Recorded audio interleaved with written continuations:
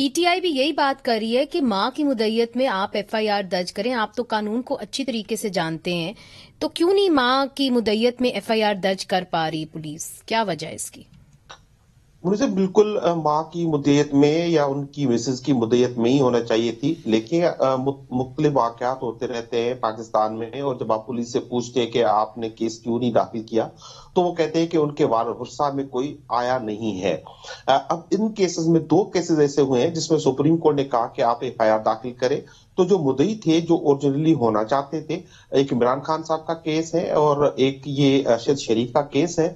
इन दोनों केसेस में जो फरियादी जो है वो स्टेट बनी है और जो मुद्दई है उनको नहीं बनना दिया गया। अब यही सवाल आते थे कि अब ये जो सारे मामलात हैं वो वहां से शुरू होते हैं जब अरशद शरीफ पे केसेस दाखिल हुए उनको। अब देखिए, ये फैक्ट फाइंडिंग है, उसमें से भी एक चीज तो एस्टेब्लिश हो गई कि उनको यहाँ से भागने पे मजबूर किया गया था क्योंकि उन पे 16 केसेस दाखिल किए गए। जो रिपोर्ट हो रहा है उसमें ये भी आ गया है कि दुबई से उनको निकालने के लिए मजबूर किया गया, फिर उनका एक मर्डर किया। बिल्कुल।